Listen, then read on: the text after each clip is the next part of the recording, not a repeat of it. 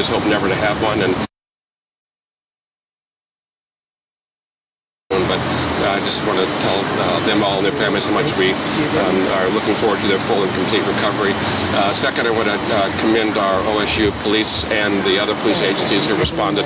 You'll find within minutes to the situation and kept something that was very unfortunate from being very much worse.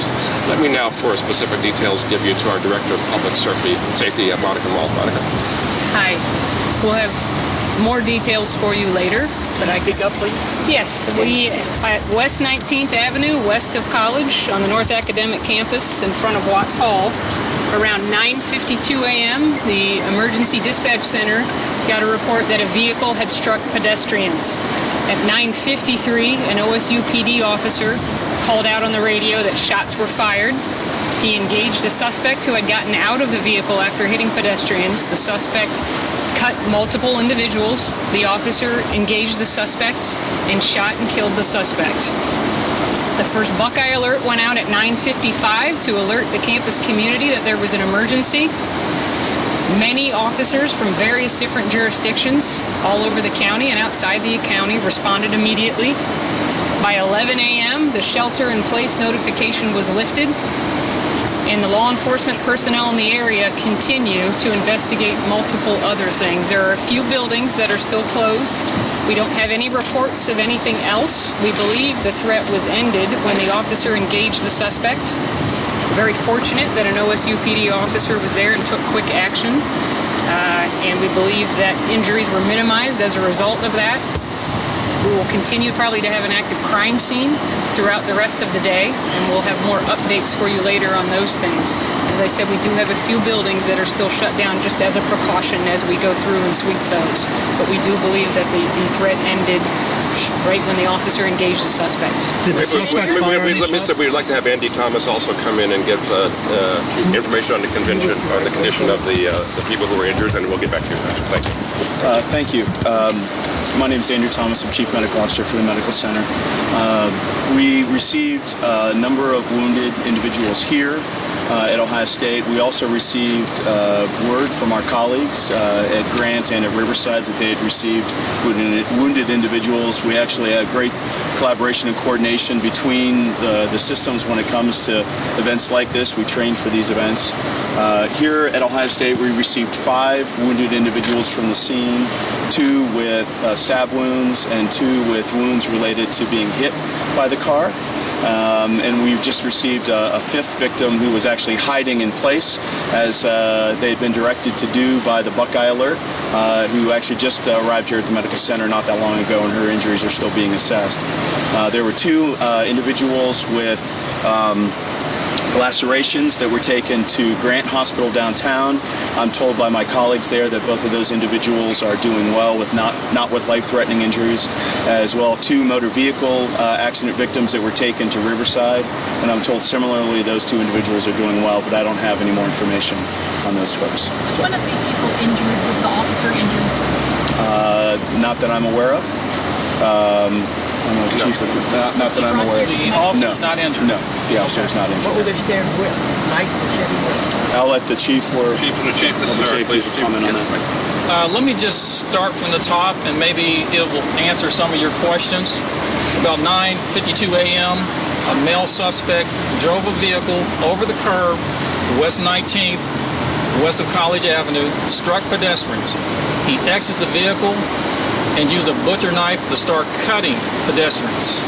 Our officers was on scene in less than a minute, and he ended the situation less than a minute. He engaged the suspect, and he eliminated the threat. The suspect is DOA. The investigation is ongoing. I want to thank the officers for doing a great job. They did what they were trained to do. We have a lot of agencies here that are assisting us: Columbus Police, Columbus Fire. There were 9 people transported to the hospitals, 8 in stable condition, 1 in critical condition. We have a lot of other agencies assisting us here: the State Patrol, Franklin County Sheriff's Office, V.A.A., ATF. We are making sure that we do everything we can to investigate this very thoroughly and not leave any hole unturned. Does the suspect have any other weapons? It's an ongoing investigation. We've recovered a butcher knife. The suspect is DOA. Is he an OSU student? That we will be able to provide you additional information when we have another press conference later. The investigation is still ongoing. Chief, is this a planned thing? Did this seem to be planned? And any indication this could be a terror attack? It's too early to say. The only thing that you can say, based upon common knowledge, that this was done on purpose to go over the curb and strike pedestrians, and then get out and start striking them with a knife. That was on purpose. Did the suspect say anything to the police officers? Ongoing investigation. As far as we know, there was one suspect, and that suspect is DOA. There were rumors of a second suspect, and we searched the Lane Avenue garage, and we could not find another suspect. We believe that there was one suspect, and we have that suspect. Is there a fire alarm pulled before this, and that's why some of the students were out on the sidewalk? Earlier today, there was a gas leak at a building, and so Columbus Fire was on scene checking that, and it was a valve. Which building? That was, I believe, Whitehall, the one at West 19th and College. So do we think that has any role in this at all? Still under investigation. What can you say about the injuries? What type of injuries? Maybe Andy would speak a little bit more about Sure.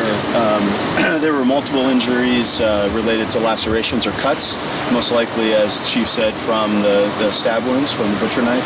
Then there were a number of people that had orthopedic and other soft tissue injuries related to being hit by the car initially. It's our understanding from the other hospitals, and it's our knowledge here, that none of the individuals appear to have life-threatening injuries at this time. Do they have to have surgery? One had, actually two. They had surgery. Yeah, two have completed surgery at this point here, mainly for orthopedic issues. Are they students, faculty, staff? We're going to release more information with the university at a later time. Talk about how you called for staff to come to the hospital. Talk about that.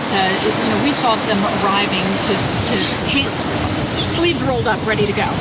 So we have a process that's actually university-wide. When the Buckeye Alert goes out, we jump into action.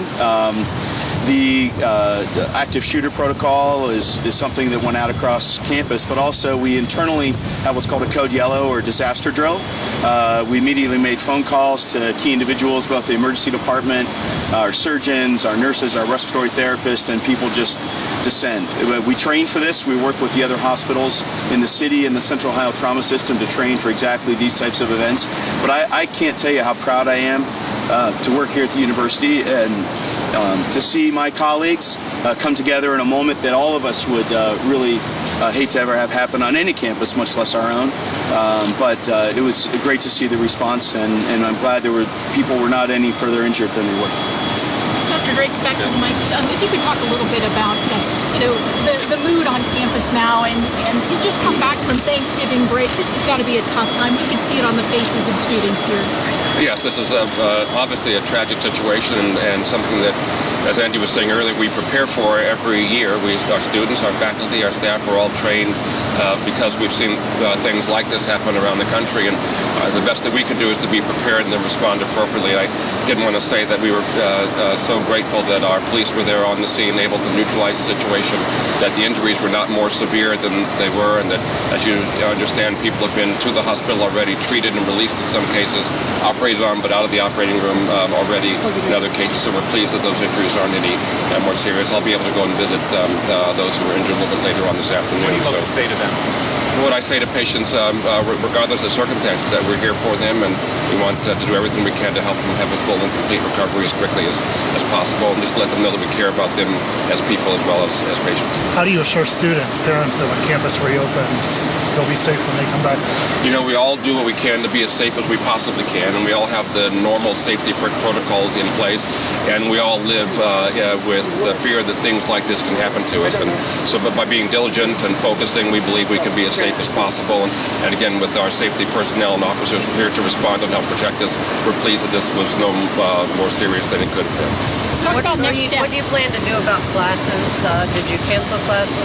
We canceled classes today. This was quite disruptive this morning, and we wanted, even though the situation appeared to be neutralized relatively rapidly, or very rapidly, we wanted to give the police a chance to begin their investigation, and so we held people in place until we felt that the campus was entirely safe and secure. Pleased that that was the case. But now we've disrupted the schedule for half a day. It's emotionally draining and quite frightening, and so we wanted to say that this is a good day to take to step back from classes, sort of get our footing, and then open again tomorrow.